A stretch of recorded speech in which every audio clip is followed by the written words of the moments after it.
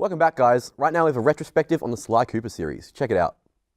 Sly Cooper is a game series revolving around a thief who comes from a family with a long history of master thieves. The first installment of Sly Cooper came into our homes in 2002, developed by Sucker Punch for the PlayStation 2 as Sly Cooper and the Thievius Raccoonus. Sly goes on an adventure to recover the lost pages of the Cooper family book, the Thievius Raccoonus, which was stolen by an elite criminal gang known as the Fiendish Five. The book teaches the reader how to become a master thief. Sly's two best friends, Bentley, who was the brains of the operation, and Murray, who was the brawn, come along for the ride. The game series gives off a cartoony feel to appeal to a younger audience, but is still enjoyable for all ages. The very first Sly Raccoon game's main objective is to collect the 8 treasure keys in each of the 5 episodes, and then confront a member of the Fiendish Five who holds a page of the Thievius Raccoonus. It was one of the first in the gaming industry where you didn't have a health meter and that you only had 1 hit point. You could only get more if you collect 100 coins. The game works as a simple platformer stealth game, with Sly having to reach the end of each level without getting hit while eliminating any enemies in his way. To get to the end, you have to use Master Thief moves, which can be done in places where sparkling blue lights are seen. When you press circle, it allows you to crawl in small spaces and get across ropes to reach a treasure key. The game introduces clue bottles, which are collectibles within the game series. These can be found in later games too, except in Sly 3 Honor Among Thieves, due to Sucker Punch wanting players to purchase some items instead of just finding them along the way. Once all of the bottles are collected, however, a vault opens up containing a unique reward. After the success of the first Sly Cooper, Sucker Punch went into development to create the sequel, Sly 2 Band of Thieves, that was released in 2004. Sly and the crew have to stop the master criminals from the Claw Gang and put a stop to their evil schemes while making some cash along the way. Sly 2 brought in different game mechanics, such as improving the graphics but keeping the cartoony feel that gamers fell in love with from day one. Missions are now scattered across the world hub for each character, and by pressing L3 you can find each mission start. This can be useful due to the world being much larger than its predecessor. Coins have more usefulness in this game, where you have to collect enough to buy different upgrades for each character.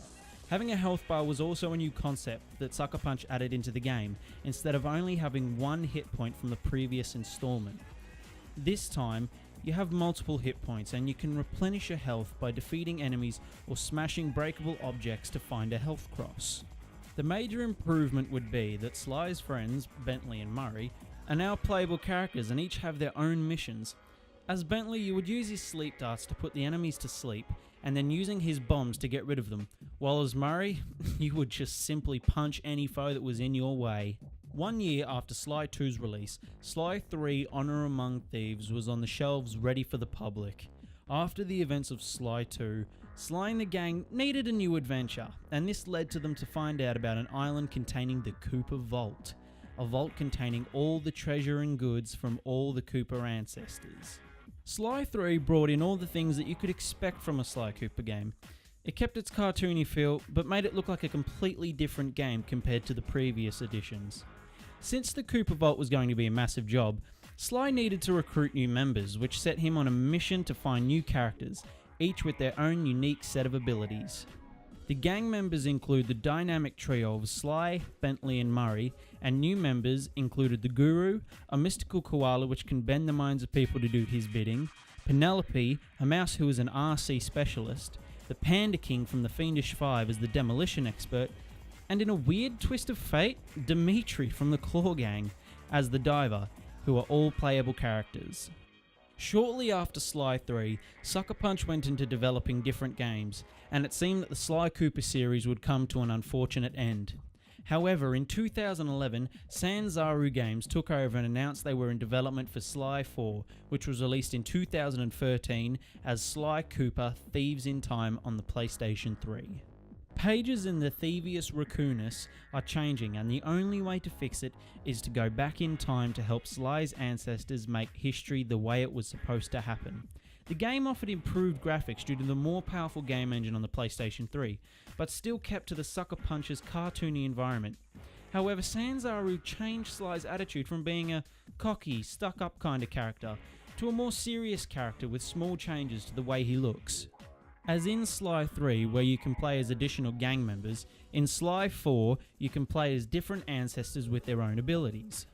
The ancestors include Ryochi Cooper, master of the spiral jump, Tennessee Kid Cooper, master of the rail sliding gunslinger, Bob, who was the very first Cooper and master climber, Sir Galeth Cooper, the founder of the Cooper Order, and Salim al-Cooper, which was believed that he had the stealth of 40 thieves.